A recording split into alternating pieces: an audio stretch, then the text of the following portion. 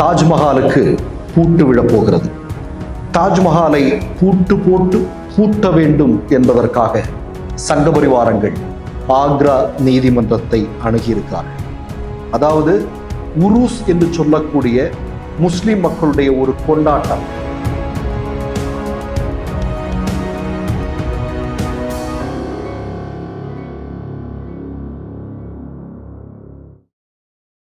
Malaysia, Singapore, Dubai நாடுகளில் குடியுரிமை வேண்டுமா?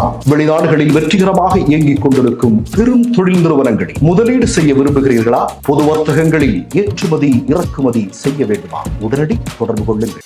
மிஸ்டர் பர்ஃபெக்ட் எக்ஸ்ட்ரா கோல்டு திருமணமான ஆண்களுக்கு திருப்பு முனையை ஏற்படுத்தும் ஹலாலான இயற்கை வியாகரா.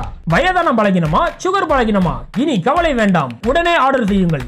இந்த சேனல் மக்களுக்காக செயல்படுகிறது என்று நீங்கள் நம்பினால், வாய்ப்பிருந்தால் எங்களுக்கு முடிந்த உதவியை செய்யுங்கள். வணக்கம். தாஜ்மஹாலுக்கு பூட்டு விழப் போகிறது. தாஜ்மஹாலை பூட்டு போட்டு பூட்ட வேண்டும் என்பதற்காக சங்க பரிவாரங்கள் ஆக்ரா நீதிமன்றத்தை அணுகியிருக்கிறார்கள். அதாவது உருஸ் என்று சொல்லக்கூடிய முஸ்லிம் மக்களுடைய ஒரு கொண்டாட்டம் தாஜ்மஹாலுக்குள் நடந்து கொண்டிருந்தது என்பது எல்லோருக்கும் தெரியும். அதற்கு தடை விதிக்க வேண்டும் என்று சங்கபரிவார கும்பல் இன்றைக்கு நீதிமன்றத்தை அணுகியிருக்கிறார்கள். அது மட்டுமல்ல, இந்த நிகழ்வின் போது முஸ்லிம் மக்கள் இலவசமாக தாஜ்மஹாலுக்குள் அனுமதிக்கப்படுவதை எதிர்க்க வேண்டும், அதற்கு தடை விதிக்க வேண்டும் என்றும் நீதிமன்றத்தை நாடியிருக்கிறார்கள் சங்கபரிவாரங்கள். ஏற்கனவே இது பல வருடங்களாக தாஜ்மஹாலை சுற்றி சங்கபரிவாரங்கள் அரசியல் செய்து வருகிறார்கள் என்பது நமக்கு எல்லோருக்கும் தெரியும். அவர்கள் வைக்கக்கூடிய ஒரு செய்தி என்னவென்றால், தாஜ்மஹால் என்று சொல்லக்கூடிய இடத்தில் அதற்கு முன் அது ஒரு சிவனுடைய கோயிலாக இருந்தது என்கிற ஒரு கதையை இன்றைக்கு கட்டிக்கொண்டிருக்கிறார்கள் என்பதெல்லாம் நமக்கு ஏற்கனவே தெரிந்த வரலாறு. கடந்த அக்டோபர் 7ஆம் தேதி என்று நினைக்கிறேன், அன்றைக்கு கூட இந்த ஹிந்துத்துவா அமைப்பில் இருக்கக்கூடிய ஜாகரன் மஞ்ச், ஹிந்து ஜாகரன் மஞ்ச் என்று சொல்லக்கூடிய RSS ஒரு கிளை அமைப்பை சார்ந்தவர்கள் தாஜ்மஹாலுக்குள் காவிக்கொடியோடு உள்ளே சென்ற நிகழ்வை எல்லாம் பார்த்தோம். இன்றைக்கு இப்படிப்பட்ட ஒரு மிகப்பெரிய திட்டத்தோடு சங்கபரிவாரங்கள் வந்திருக்கிறார்கள் என்பதை பார்க்கும்போது நம்முடைய இந்தியா வரும் நாட்களில் பெரும் பதட்டங்களை சந்திக்கப் போகிறதோ என்கிற அதிர்ச்சியும் அதே போன்று வருத்தமும் ஒரு சேர நமக்கு வருகிறது. இன்னைக்கு காலைல தான் ஒரு செய்தி படித்தேன். மற்ற நாடுகளில் எல்லாம் பூமியை தோண்டுகிற போது உள்ளே பெட்ரோல் கிடைக்கலாம், டீசல் கிடைக்கலாம், அல்லது கனிம வளங்கள் கிடைக்கலாம், நீர் கிடைக்கலாம்.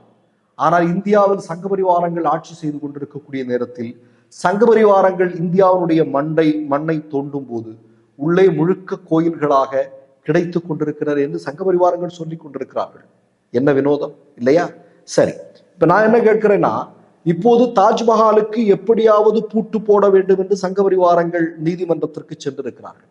சில தினங்களுக்கு முன்பு உங்களுக்கு தெரியும், பாபர் மசூதி இடிக்கப்பட்ட இடத்தில் அயோத்தி ராமர் சிலை திறப்பு விழா நடந்தது.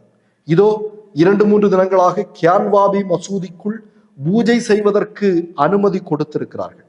இதோ இப்போது தாஜ்மஹாலுக்கு பூட்டு என்று சொல்லிக்கொண்டு களத்தில் வந்திருக்கிறார்கள். நான் மீண்டும் சொல்கிறேன், 2024 பாராளுமன்ற தேர்தலில் 400 இடங்களில் வெற்றி பெற்று பார்ப்பனிய நாடாக இந்தியாவை மாற்றுவதற்கான RSS திட்டத்திற்கு இதுவல்ல, இன்னும் பல்வேறு திட்டங்களோடு சங்கபரிவாரங்கள் வருவதற்கு காத்திருக்கிறார்கள். ஒருபுறம் இப்படி என்றால் மறுபுறம் CAA அமல்படுத்தப்படும் என்று சொல்லப்படுகிறது, பொது சிவில் சட்டம் கொண்டு வரப்படும் என்று சொல்லப்படுகிறது. இது போன்ற மிகப்பெரிய அச்சுறுத்தல்களை சங்கபரிவாரங்கள் இந்தியாவுக்கு, இந்திய மக்களுக்கு எதிராக செய்து கொண்டிருக்கிறார்கள் என்பதை நாம் இந்த நேரத்தில் புரிந்து கொள்ள வேண்டியிருக்கிறது. எப்படி இருப்பினும் இது போன்ற பல்வேறு திட்டங்களை இந்திய மக்களும் இந்திய நாடும் சேர்ந்து எப்படி தடுக்கப் போகிறது என்பதுதான் செய்தி. மீண்டும் ஒரு முறை சொல்கிறேன், 2024 பாராளுமன்ற தேர்தலில் பாஜக வெற்றி பெற்றால் இந்தியாவில் அடுத்தது தேர்தல் என்பதே இருக்காது என்பதை நான் அடித்து சொல்கிறேன். எப்படி நம் நாட்டையும் நம் மக்களையும் நம்முடைய ஜனநாயகத்தையும் காப்பாற்றப் போகிறோம். மற்றொரு நிகழ்வில் சந்திப்போம். நன்றி, வணக்கம். மை நேம் இஸ் ரெட் சேனலை சப்ஸ்கிரைப் பண்ணிக்கோங்க. அதுக்கப்புறமா பக்கத்தில் இருக்கிற ஜாயின் பட்டனை கிளிக் பண்ணீங்கன்னா ஒரு நியூ பேஜ் ஒன்று ஓப்பன் ஆகும். அதுலேயும் ஜாயின் பட்டனே கிளிக் பண்ணிக்கோங்க. அதில் பார்த்தீங்கன்னா credit R debit card options இருக்கு. இதில் உங்களுக்கு விசா, மாஸ்டர் கார்டு, ரிப்பே அப்படின்னு 3 ஆப்ஷன்ஸ் கொடுத்துருக்காங்க. அதில் நீங்கள் எந்த கார்டு சூஸ் பண்ணுறீங்களோ அந்த கார்டோட நம்பர் என்டர் பண்ணிக்கோங்க. அப்புறமா கார்டோட வேலிடிட்டி மந்த் அண்ட் இயரை டைப் பண்ணிக்கோங்க. அடுத்தபடியா உங்க கார்டோட பின்னால சிவிசி கோடுன்னு சொல்லிட்டு 3 நம்பர்ஸ் கொடுத்துருப்பாங்க. அந்த நம்பரை இதுல என்டர் பண்ணிக்கோங்க. அப்புறமா அட்ரஸ் அண்ட் இன்ஃபர்மேஷன் என்டர் பண்ணிட்டு பைங்கிற பட்டனை கிளிக் பண்ணிக்கோங்க. ஒருவேளை உங்க கார்டு நம்பர் இன்வாலிட்னு காமிச்சிச்சுன்னா உங்க கார்டுல இன்டர்நேஷனல் யூசேஜை எனேபிள் பண்ணுங்க.